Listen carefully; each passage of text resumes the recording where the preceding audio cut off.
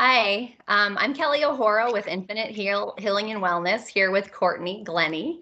And today we wanted to meet with you and talk to you a little bit about some things that we've noticed since we've gone into a telehealth setting, as well as address some concerns that people have regarding seeing their therapist in a telehealth environment. So thanks Yeah, absolutely. So thank you, Kelly, for introducing that. What are some of the concerns that you have seen arise since COVID-19 has come out and it's changed the way we're functioning on so many scales? What are you seeing in terms of therapy? Well, at first, what I noticed, people were saying, I think that I don't really want to do telehealth. I don't want to go online. I think I'll just take a break until we're back in person. And what I've noticed is that's not a really good idea for several reasons.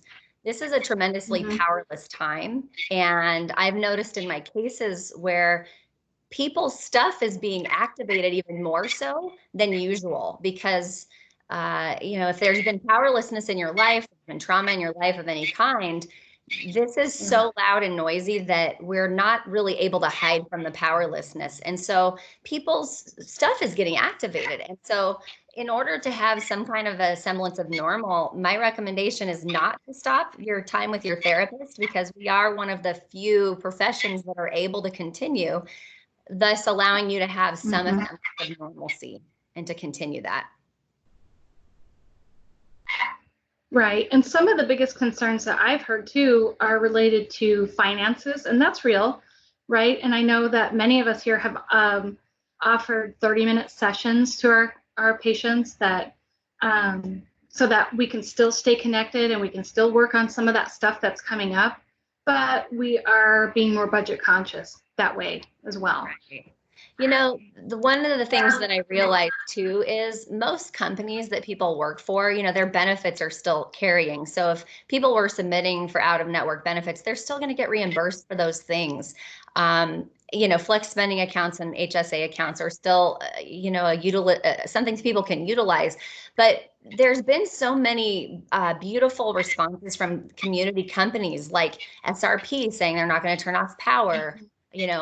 Mortgage companies are likely not going to have any evictions. Rental companies are not allowing evictions, even in small businesses. And so, my recommendation is to utilize some of those benefits for this short time so that you can still maintain your therapeutic experience, so that when you come out of this, which we will, this is a temporary problem, you don't backslide on your own personal growth, and it's an area you do still have control over. And we're doing really effective treatment still via telehealth. Right. Yeah, absolutely. So, have you noticed any other challenges that need to be overcome when you're doing telehealth sessions? One of the biggest things has been just the idea of technology can be an anxiety producing experience, not knowing how to log on to something. Is it private? Do I have anywhere in my home that is private? Because everybody is home, whether it's from school, from college, nobody is where they usually are. And so those areas of privacy have been an issue. We're walking people through technological solutions, simple things like, reset your router, reset your computer, restart it. A lot of people just leave it running and they don't restart their things. And so that's a way that we're noticing a reset in technological glitches. Downloading the application of Teams before the sessions has been helpful, where people are prepared, 10 minutes before the session starts. And as far as to address the privacy issue, I've had some really creative responses. I've seen people in their cars. I've seen somebody in their closet. It's the most private place they can be in their house. And the only issue has been having to turn on the automatic light that goes off periodically because of the dimmer, quality. I've seen people go to a park, and I'm like, just check around and make sure there's no one there so that you have the freedom to let whatever needs to happen. And people are going to their backyards. What are you seeing? Well, I'm noticing too that that's providing some really great opportunities for many people to have conversations that they might not otherwise have also. right? Because we're all stuck in the house together and it's harder to have privacy, like setting some boundaries with each other, like, hey, I'm going to be in this room for the next hour, and I would really appreciate if you give me the space, and give me some privacy, because I need that time right now. I'm having a therapy session, for instance, and that's giving people opportunity to put up some boundaries that they might not have otherwise done. Right. Right. So I would say some other challenges are, related to the technology, the quality of it. I mean, just before we even started this conversation, we were having some technology issues too, right? And that's real. That happens on many of our calls, and we just roll with it. And it gives us an opportunity to move through it. And some of the things that we can do to address those, like we did, where we move a little closer to the router, or we restart our technology, things like that, and we can work through that together. Yeah, absolutely.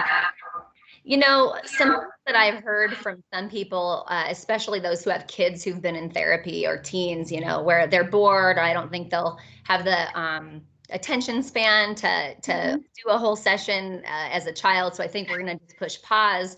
And, I don't know about you, but I think it's an awesome opportunity to see some things that are happening ecologically in a home that we can't otherwise see. Things that get activated, that when we remove people from their homes and they come into the sanctity of our offices, they don't necessarily get activated. And so I'm kind of loving having the opportunity to see people in their organic environments and how they're experiencing their organic environments. What are some things you're doing to address, like, therapy with children, and how are you being resourceful to make it a really productive experience? Yeah, so that's a real question, right? And so some of the things that we're doing are, involving parents in those sessions. And we can do that in a couple ways. We can do some bonding experiences, and, we do EMDR therapy. So we can still use that modality to have parents, applying the bilateral stimulation or the dual attention stimulus with their child as we're doing our session. We're doing things like addressing schedule and keeping on a schedule, supporting parents and what it's like to be doing this new temporary situation, and doing homeschool and working from home, the privacy issues that you were talking about earlier. So that's some of the work we're doing as well with kids, is helping support the parents through this, as part of supporting that child and continuing the therapy that way. So it's been really helpful in involving parents in those sessions and helping them have some strategies and some tools to do, help them apply some more coping skills and balance out some homeschooling ideas and activities to engage their kiddos. Yeah. Yeah. Have you come across that with your clients as well? Yeah, there's been a lot of parent sessions around just navigating their own capacity issues around, how do I wear the hat of a full-time, mom or dad, and how do I make sure that I'm trying to bridge the gap educationally that has to do with the absence of the teacher in person. People's stuff's getting kicked up where, I have to help my kid with math. I have no idea what this math is about, or why are they teaching it this way. And so people feeling, inferior, inadequate, and we're able to use that information to target, but also to normalize how tricky this time is. We're having opportunities to have a lot of gratitude for the people that are usually in our lives helping us navigate all these things, and a lot of gratitude for teachers right now, because it's not taken for granted at this point how much time to have 7 or 8 hours with your child being in the care of someone else, what capacity that allows you as an adult. And but really, it's just such an unprecedented time with everyone globally going through this collective vulnerability, and how that it's so normal to be feeling whatever it is that we're feeling, and that we really are all in this together. It sounds so cliche, and I know that it's affecting people in different ways, but the experience of powerlessness is not skipping anyone based on what's going on. And I think there's some, connection opportunity that we are having that we haven't always had. And so I can see that there are going to be some interesting positive benefits from having to go through this experience for a lot of people, not everyone, of course, but I think some people are going to experience some positive changes. I've had many people report that they're experiencing a lot of positive changes that are just that, being able to slow down and spend more time with the people that they care about so much, and going back to working with kids, they're, when we're doing these sessions, they're showing me their stuff that provides them comfort, and we can share that, we can use that and develop these items into the therapy session. So it's really providing a lot of beautiful opportunities that we wouldn't have otherwise had if we weren't doing it telehealth.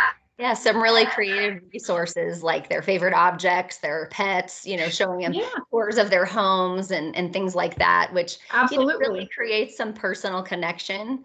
And I think it normalizes the equanimity in the relationship too, that, we are going through some strangeness, and that even as therapists we are. But that we're really being called to be creative and to be resourceful. And fortunately for us as EMDR therapists, it works beautifully in a telehealth setting. Right. Targets are the targets, heat is the heat, and we're able to do things like our butterfly tapping, and we're still able to do taxing working memory strategies. Something else I wanted to mention is for those who are having just issues around the COVID experience, we're really lucky to have some EMDR techniques that are not the standard protocol, but that are applicable specifically to stress related just to this pandemic and how you might be experiencing that. And so we're able to offer that at Infinite Healing and Wellness in short sessions, 30 minutes, and there's enough time to do a really thorough job to get some de-escalation and dysregulation control over emotional volatility that's happening right now. So we're really lucky that we have some of those things we can do to help every kind of person going through kind of every kind of thing. Yeah, absolutely. Absolutely. And I know that one of the questions that I get all the time with the people I've been working with is, how are we going to continue to do this work when we're not here together and you're not handing me your buzzies or tapping on my knees? And we do just that, those butterfly hugs, or we can use objects in front of us to bounce our eyes from corner to corner on. And there's so many ways that we can be creative and tax our working memory with all those things that we do in session, having us name East Coast states or do a simple math problem or spell something forward and backward that help us continue the processing and still achieve our treatment goals that we set out to achieve. Yeah, and I've noticed one more positive I've noticed is for those who really have a little bit of a demand characteristic and a little bit of an over-reliance on me as their therapist, they have been really showing up in a much more resilient way. And I think that is a real benefit, that they couldn't rely on me in the ways they normally could, but it's allowing their internal system to pull from a place they haven't had to, and they're doing so well with it. And that's something to me to celebrate, and also clinically information for us to go, hey, this is a benefit that we didn't know we were going to run into. And the clients are celebrating that too. When we've pointed it out, when I've pointed it out, they're like, oh, that's true. That's awesome. So I think that there can be some real benefits to this. And I just highly encourage that, if you thought stopping therapy was a good idea, I encourage you to reconsider that, even if it's about backing off from your weekly sessions to, every other week or even every 3 weeks, just to keep going on your personal goals, because that is something that you have control over and you can do to help continue to keep your capacity such that you can continue to be stable in this powerless time with and show up for the people that you love and that you're quarantined with in the best way possible. Yeah, absolutely. Well said, Kelly. Thank you so much for doing this with me, Courtney, and hopefully people find this helpful. Make it a great day. Well, thank you. It was a pleasure. Yeah, take care and stay safe. Okay.